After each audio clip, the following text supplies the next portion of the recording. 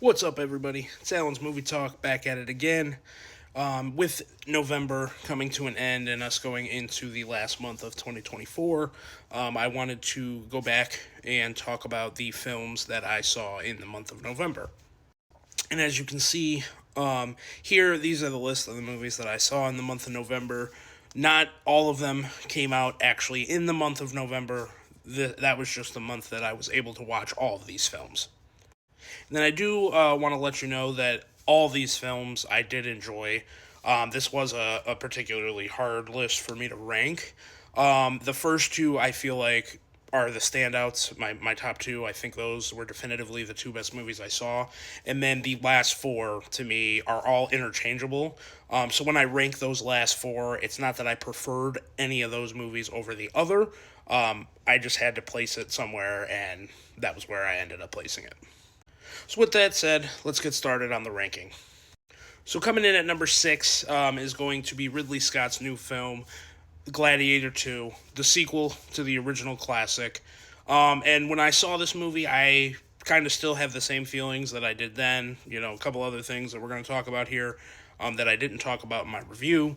But I felt like this was one of the better legacy sequels that we got. It had its issues. I'm not going to say it was a perfect film or anything like that. I really felt like the cast came to play, everyone involved. I felt like Denzel was the standout of the film, and he had the best performance and the most fun performance out of anyone in the cast. I heard the criticism, that everyone thought Paul Mescal was miscast in the lead role, and I tend to disagree with that. I felt like he did a good job. Comparing him to Russell Crowe was always going to be, a tough shoes to fill. And I feel like that's a little unfair to him. I felt like he did a good enough job. And then Pedro Pascal, his character and the arc that his character goes on, I found to be very, very enjoyable. I also felt like, too, obviously, with this being a sequel 24 years after the original, I felt like the action was very much improved. I very much enjoyed the action scenes that they had. Yeah, were some scenes had, CGI heavily used. Wasn't the best, but I still feel overall the action was improved in this film. To me, also, I felt like in this film, the first half of the film did kind of feel like a rehash of that original film, so it did feel a little bit repetitive.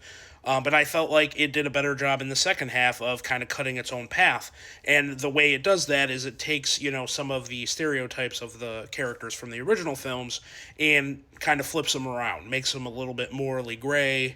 It's not as definitive like in the first one where it's, hey, this is the bad guy, this is the good guy. I felt like it did a good job of kind of towing the line on, which characters were good and which ones were bad. So with all that being said, there was some things I wanted to talk about in this video that I didn't discuss in my initial review, and they are going to delve into spoilers. Specific. So if you don't want any spoilers for Gladiator 2, I'm going to put a tag up on the screen, stating that I'm talking about spoilers, and I won't take it down until I am done. So with that being said, obviously the big story point of this film, and it was revealed in the trailers, was that the main character of Paul Mescal was Lucius, which Ridley Scott had talked about that behind the scenes for many years, in some of the earlier plans that he had for this film.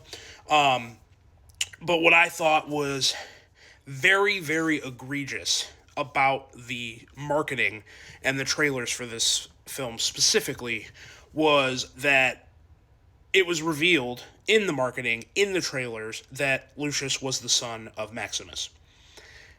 I wouldn't have normally had an issue with that if it was, kind of the starting point for the film, but it wasn't.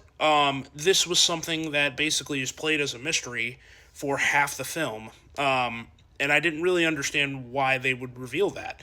I had said in my original review I hadn't watched the original Gladiator film in a long time, so I watched it a couple of days before I went to go see Gladiator 2, and in that, because I had seen the trailer for Gladiator 2, I was thinking, oh yeah, Lucius, is the son of Maximus, and I thought they were kind of hinting at that towards Gladiator 1, and then by the time the movie wrapped up, I thought to myself, they didn't even mention that. Was that supposed to be a reveal in Gladiator 2? I said, okay, let me go watch the movie. I watched the movie, and then they act like we don't know this for half of the movie, which I thought was very, very strange. And also, the trailer gives away, at least the second trailer, that Denzel Washington is the main villain and is the one really pulling all the strings and being manipulative behind closed doors. So I just thought that this film was very much hurt by its marketing and by its trailers, and it's one of the more egregious examples of trailers giving away way too much of the film. So yeah, so with that, that was all I wanted to go in on spoilers. I felt like that was one thing I didn't really talk about because I didn't want to spoil my original review. And I feel like it was definitely something that just sat horribly with me after watching the film. So yeah, I kind of want to just talk about that. But like I said, overall, I still did enjoy the film. I had a good time with it. Doesn't compare to the original, no. But I had fun with it. So Gladiator 2 comes in at number 6. Coming in at number 5 is going to be We Live in Time, one of the more newer romantic drama films starring Andrew Garfield and Florence Pugh. And for me, their chemistry and the acting job that Garfield and Pugh do in this film is really what holds this film together. This is a very authentic romantic drama movie that feels like a very real experience and has a lot of themes and things that they talk about that feel very real and relatable on many different levels. The story is told in a non-linear fashion, which, the center conflict and the center thing that's going on that's kind of driving the story forward is the fact that Florence Pugh's character is diagnosed with cancer. And that's kind of where the movie starts, and then it goes back and forth in time to tell its story. And I felt like it was very, unique in the way that it tells that, because then it allows you to learn certain things about the characters and about their dynamic, about their families, in a different out of order narrative, and lets you know certain details at the right time for the story purposes. I felt like that played out very well. But with that, there was some times where it would jump back and forth that I didn't really love. There was a couple of minutes into some scenes where I just didn't realize that we had jumped back or forth in time. So I felt like it was a little bit jarring in the way that it actually implemented that in the story. But when you realize where you are, what time it is, and what's happening, then I feel like it got more interesting. Really, there was only two things that held this film back for me. One was that it just doesn't reinvent the wheel. A lot of the things that happen in this film we've seen before in other, romantic dramas that have been released. And I felt like some of the character motivations, specifically with Florence Pugh's character in the back half of the film, kind of just didn't make sense, or felt like it was a little bit undercut. Like there was a section of the movie that they had to cut, for runtime purposes. But outside of that, I mean, this was a very enjoyable film. I watched it with my wife, and it was a good time. I had a good time with it. It's a very emotional film. It's a very relatable film. And it just has two performances from two great actors who have wonderful chemistry with one another. So coming in at number 5 is We Live in Time. Coming in at number 4 is going to be Conclave. This is the only movie on this list that I didn't do a full review for. Only just because I watched it on Thanksgiving Eve, so I was very busy with the holiday, didn't really have time to record a full review for it. But again, this was a film that I very much enjoyed. This is a political thriller about, the Pope dying in the Catholic Church in Italy and them holding a conclave to determine who's going to be the new Pope. And yeah, like I said, very thrilling political drama, trying to figure out who's best to run the church going forward. A lot of twists and turns when it comes to the plot, a lot of different character motivations. There's a lot of characters who seem very good and who would be perfect for the job, at first, who then you find out through story and plot that it's not exactly what you would think. This movie's plot takes a lot of twists and turns and is a very smartly written political thriller, and I very much enjoyed it. The cast in this film is fantastic. Ralph Fiennes is the standout, but Stanley Tucci, John Lithgow, everyone all around in this film is fantastic, and I really from an acting and a writing perspective, for the majority of this movie, we'll get into that. I really had no complaints. This movie, this has a lot of subject matter about faith and the churches, and on a surface level, that's not something that I very much seek out to watch or enjoy. But this movie really did grab me from the beginning and pull me in and made me very intrigued by everything that's going on. And I felt like it did a really good job taking someone like me who wouldn't normally enjoy this type of film and allowing me to enjoy it. The film really, it has no action, right? It's all political. I think it was rated PG, which I thought was kind of crazy, but then when you think about it, it makes sense. Nothing action wise. It's just a straight political thriller with great writing, a great cast, and I felt I had a great time with it. Like I said, I just didn't have time to write a review for it. Now, I am going to dive into some minor spoilers for this film. So if you don't want to be spoiled on anything with Conclave, I'm going to put the tag up and talk about some things. Like I said, nothing major I'm going to spoil, just some minor things about the story. So, yeah, I'll put that tag up, and then I'll take it down when I'm done. But the story, like I said, it's all rounded with this whole church, and we're trying to determine who is the best fit and vote accordingly to who's going to be the new pope.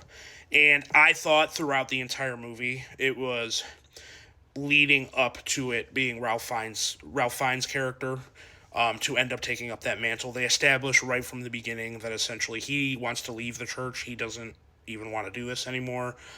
He's been questioning his faith, and they throw key remarks in the film about how the person that's usually best suited is the one that doesn't want it and doesn't seek it, and mostly everybody else in the church is actually actively seeking it.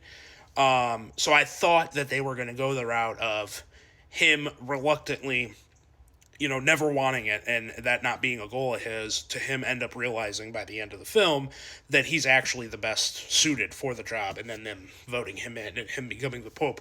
They did subvert expectations on that. I'm not going to go into what does happen, but that does not happen, which is what I thought, and they go a different route.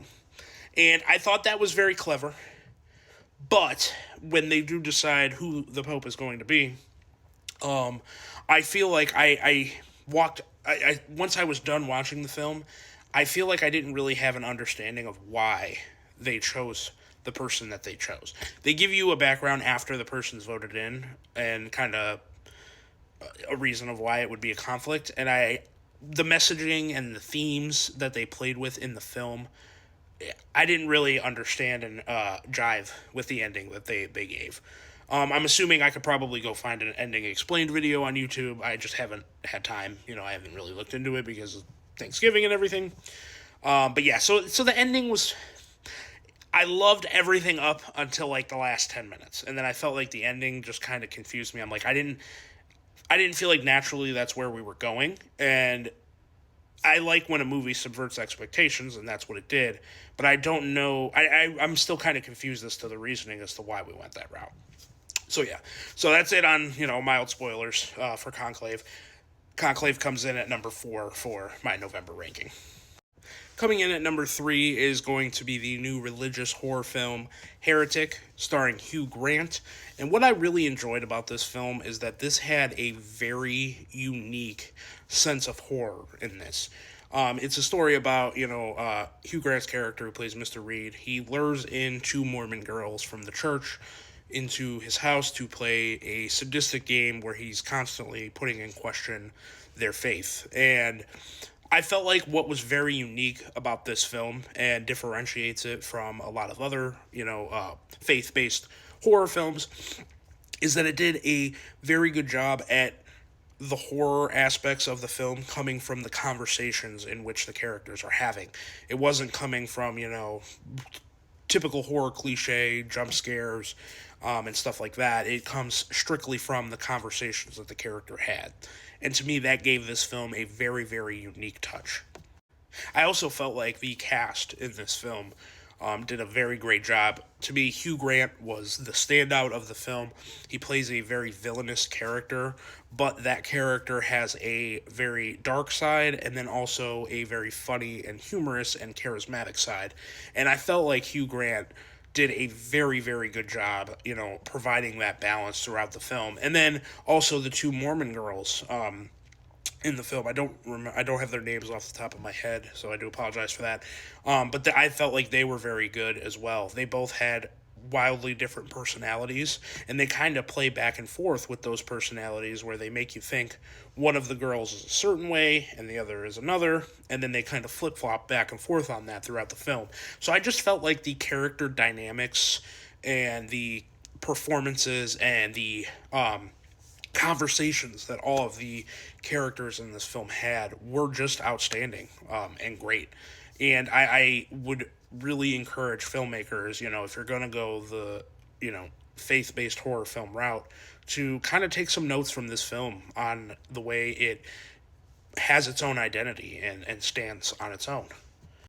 But my issue with this film and why it doesn't rank in my first or, my top two, is that, for everything I just said about its uniqueness and everything I felt like it brought to the table that was new and refreshing, once you get into that third act and you get the character motivations and the reveal of Hugh Grant's character, it does delve into and get into more of the classical horror tropes, which to me, for that third act, pretty much took away everything that I felt was very unique and very interesting about this film, and then it just becomes a typical horror film. So, 2/3 of this film are great, are unique, are refreshing. The third act, though, just gets into a typical, what you would expect out of a typical horror film. So, that is what I felt like held it back a little bit for me and why I couldn't crack into my top two.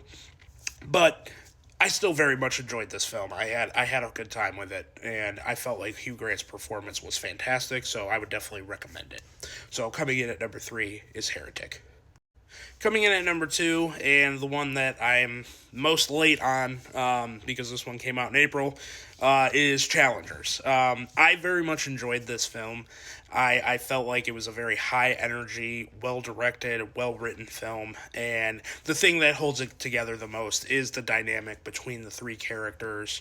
Zendaya has a standout performance in this film. I really enjoy her when she plays characters, that are very morally gray and not just good, right? Like she plays MJ in Spider-Man and stuff like that. I don't really prefer her in those roles. I prefer her more in a role like this as Tashi, or, as Rue in Euphoria. She really gets to show off her skills, when she's in a more morally gray role like that. And I felt like, again, the dynamic between all the characters is what really holds this film together for me. It's another movie, like a few on this list, that is told in a non-linear fashion. And it's essentially the main conflict is the tennis game, in the present day, between the two male lead characters. And it just goes back in time to in college, a few years prior to where they're at now. And basically it lets you know how the relationships with one another and their relationships with tennis, morph them and change them as human beings. And yeah, it's a good story, a very high energy story, very well directed, very well written, and great performances.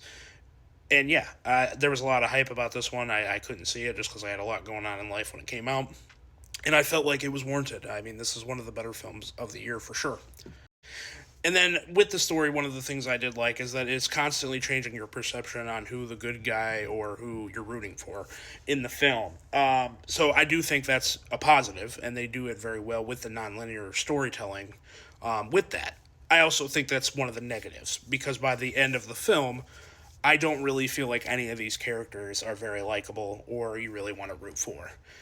So that's like really the one big issue that I had with this film, is that I feel, emotionally I would have been a lot more invested by the time we get to that ending scene and ending match, if there would have been one of these characters that was a lot more likable and that you could root for. Like, even the person in the movie that is the one who's supposed to be the most good, does a lot of shady stuff earlier on in the film, so it's just like, yeah, there's not many characters, there's really no one to root for in this film. And I know people have praised it, but I wasn't a huge fan of the very ambiguous ending. I felt like there were some very reprehensible things that happened in that third act that needed to be addressed, and they just weren't. So yeah, so minor things, but yeah, coming in at number two, and like I said, two and one to me are a step above the rest. Coming in at number two is Challengers. But coming in at number one, and my favorite film of November, one of my favorite films of the year so far, is going to be Anora. This film to me is really a tale of two halves. The first half is very high energy, very fun. It's a very, schmecks and drug filled craze first act between the two lead characters that I had a lot of fun with. I know a lot of people complained about it, when it released, but I thought it was a fun first act and really establishes who these characters are. And then, about one third of the way through the film, it takes a turn and just becomes a completely different film. A one that is, a lot more darker and more thematically rich. It was a movie that I loved coming out of it. And ever since I've seen it, I've thought about it more, and I've just really enjoyed it even more the more I've thought about it. And those to me are the best kinds of movies because those are the ones that are clearly like the most layered and just give you the most to think about. And that's why I love movies, right? I love movies that make me question things and think about things in a different light, and that's what this film does brilliantly. And then obviously, I have been very high on Mikey Madison since I've seen her, in Once Upon a Time in Hollywood, Scream 5. I've always felt like she's had a lot of potential. This was the first time that she got a lead role in a film, and she just knocked it out of the park. She proved to Hollywood that she can carry a movie on her own, and it will be one of the best movies released in a calendar year. So, very just a star-making performance from her. And then too, since then, I've watched interviews and everything about all the work that she put in to make this feel as authentic and real in a Schmex worker's perspective as possible. And you just got to respect that. That she. It's very clear that she loves her craft. She loves being an actor, and she does a damn good job. So I'm, after this performance from her, I'm very much looking forward to seeing, what she's going to do in the future. And the biggest thing that surprised me about this film is, this is very adult centered subject matter. It's centered around Schmex workers, and it talks about them, and it puts them in a different light, specifically with Annie's character, that makes them just truly relatable in a way that I just never thought. That's I don't know any Schmex workers myself personally, but it just put it in a light that I had never really thought about before, and it made her relatable on a way I just didn't think was possible. And I'm not going to go into any spoilers, but it just really becomes a devastating movie in the back half of the film, but in a way, and you're very exhausted and like drained by the time that this film ends. But it's done in a positive way, right? It makes you feel a certain way because the filmmaking is just so immaculate in this sense. Yeah, this is, like I said, this is a film that I've sat on since seeing it, and I've only liked it and enjoyed it more. It moved up in my top 10 ranking of the year. I'd be very, very surprised that it doesn't end up in my top three, unless Nosferatu comes in and boots it out. But right now it's in my top three, and it's probably going to stay there. Yeah, I very much enjoyed this movie. This was, to me, by far the best movie I saw this month. So Anora comes in at number one. Alright, guys, well, I know this is probably my longest video to date. Comment below if you've seen any of these films and you have anything that you want to add. Let me know what you thought. Let me know if there was any movies that came out in November that I didn't see that you think I should check out. I got 2 kids, a wife, and full-time job, so it's a little hard sometimes for me to keep up on everything. But if there's something that was really good and I missed, comment below, let me know, and have a great day.